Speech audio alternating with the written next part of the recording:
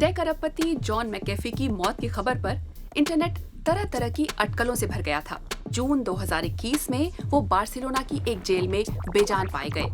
Software Pioneer ने McAfee antivirus बनाया था।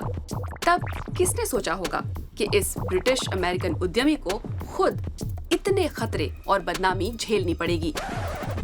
तकनीक की दुनिया के लिए मैकेफी इतने अहम क्यों थे? वो जेल कैसे पहुंचे? जीते जी और मरने के बाद भी लोग उनके बारे में इतना क्यों जानना चाहते हैं? मैकेफी की जिंदगी बॉलीवुड फिल्मों की कहानियों से भी ज्यादा दिलचस्प थी। ड्रग्स, बंदूक, हसीनाएं और कैरेबियन में आलीशान बंगला, ऊपर से धोखा, हमला और यहाँ तक कि हत्या जैसे अपराधों के आरोप लगने के बाद कहानी की हैप्पी एंडिंग थोड़ी मुश्किल हो गई थी। अक्टूबर 2020 में मैकेफी स्पेन में गिरफ्तार हुए। अमेरिका में उन पर टैक्स चोरी और क्रिप्टो करेंसी से जुड़ी धोखाधड़ी का आरोप लग चुका था, इसलिए वो अमेरिका में वांटेड थे। मौत के ठीक पहले स्पेनिश अधिकारियों ने मैकेफी को अमेरिका को सौंपने का फैसला ले लिया था। इसके ठीक बाद 75 साल के मैकेफी जेल में मरे हुए पाए गए, जिसे सरकार ने आत्महत्या बताया। लेकिन ऑनलाइन दुनिया में इसे लेकर तमाम साजिशों की चर्चा छिड़ गई, खासकर उस ट्वीट को लेकर जिसमें मैकेफी ने लिखा था कि अगर कभी वो जेल में मरे हुए पाए जाते हैं तो वो आत्महत्या नहीं होगी। मैं यहाँ संतुष्ट हूँ, मेरे दोस्त हैं, खाना अच्छा है, सब ठीक है। जान लें कि अगर मैं खुद को फांसी लगा लेता हूँ एप्स्टीन की तरह, तो वो मेरी गलती नहीं होगी। मैकेफी तरह तरह के विवादों से घिरे रहे। ड्रग्स बनाने और हथियार रखने के आरोप में वो 2012 में बेलीज में गिरफ्तार हुए, लेकिन इससे जुड़े आरोप कभी तय नहीं हुए। फिर वो ग्वाटेमाला भाग निकले, लेकिन कुछ सालों बाद उन्हें फिर अमेरिका वापस भेज दिया गया। अमेरिका में उन पर टैक्स से जुड़े कई अपराधों का दोष मढ़ दिया गया, तो एक बार फिर वो अमेरिका से भी भाग निकले। कुछ समय पानी पर एक बड़ी यॉट में ही रहे, लेकिन 2020 में उन्हें स्पेन में गिरफ्तार कर लिया गया। सिलिकॉन वैली आइकॉन का दर्जा उन्हें 1987 में मिला।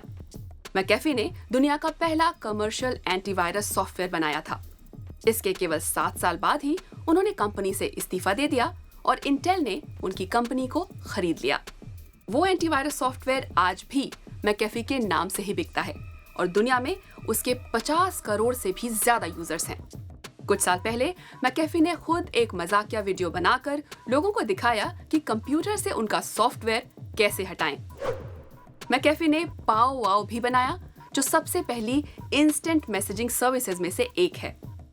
पॉलिटिक्स में भी हाथ आजमाया और दो बार अमेरिका के राष्ट्रपति का चुनाव लड़ने की कोशिश की। कुछ बाकी रह गया क्या? अरे हाँ, मैकेफी योगा टीचर भी थे, लेकिन खुद उनके मन को शांति नहीं थी। अपनी ट्वीट्स में कभी वो सरकार के भ्रष्टाचार पर तो कभी उसकी निगरानी को लेकर शक जाहिर करते रहे।